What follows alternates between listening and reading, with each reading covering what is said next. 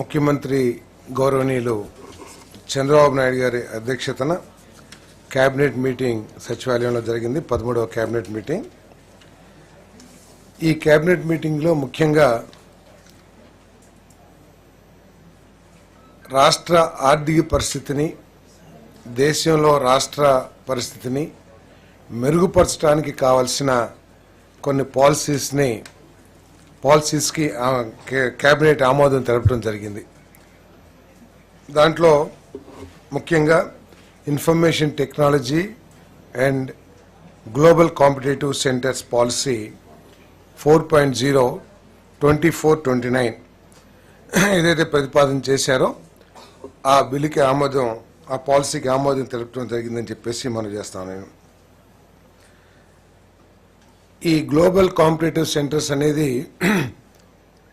ప్రపంచ వ్యాపార రంగంలో చాలా ప్రధాన పాత్ర వహిస్తున్న విషయాన్ని మీ దృష్టికి తీసుకొస్తా ఉన్నాను.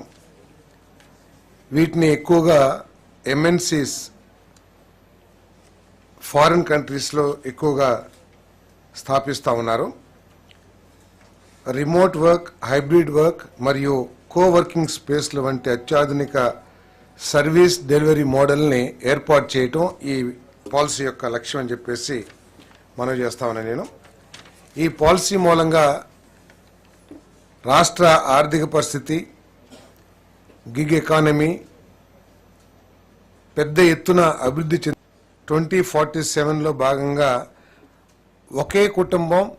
ఒక కుటుంబానికి ఒక పారిశ్రామికవేత్త ఏదైతే ఆలోచన ఉందో గౌరవ ముఖ్యమంత్రి గారి ఆలోచన లక్ష్యాలను సాధించడం కోసం ఈ పాలసీ ఉపయోగపడుతుందని చెప్పేసి కూడా ఈ సందర్భంగా తెలియజేస్తా ఉన్నాను నేను. మరి మౌలిక సదుపాయాలని, ఇన్ఫ్రాస్ట్రక్చర్ డెవలప్మెంట్ చేయడం కోసం గవర్నమెంట్ కోవర్కింగ్ స్పేస్లు మరియు నేబర్ వర్క్ స్పేస్లు పెద్ద ఎత్తున ఎంకరేజ్ చేయాలని చెప్పేసి భావిస్తూ ఉంది. ఎందుకంటే మనందరం కూడా చూస్తూ ఉన్నాం,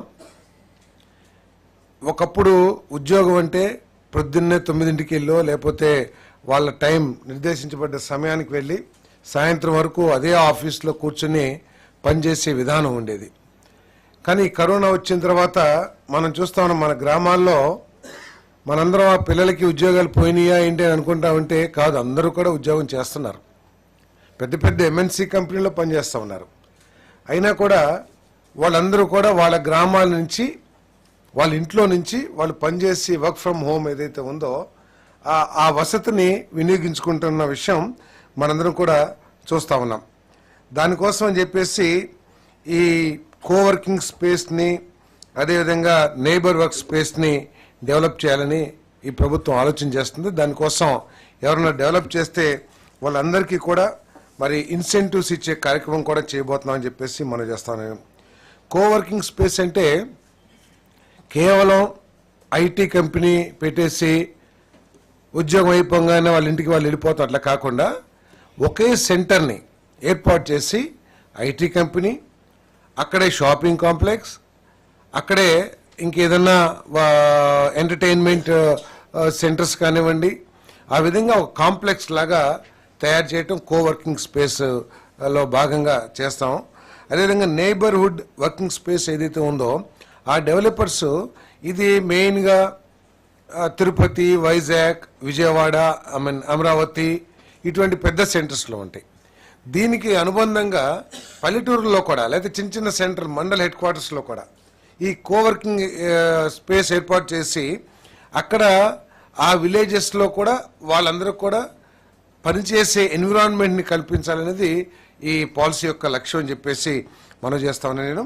దాంట్లో కోవర్కింగ్ స్పేస్ డెవలపర్స్కి అంటే మినిమం 100 సీట్స్ 10,000 స్క్వేర్ ఫీట్ ఉండే స్పేస్ని డెవలప్ చేయాలి. అటువంటి వాళ్ళకి 50% క్యాపెక్స్ కాస్ట్లో సబ్సిడీ ఇవ్వడం జరుగుతుందని చెప్పేసి మనం చేస్తాను.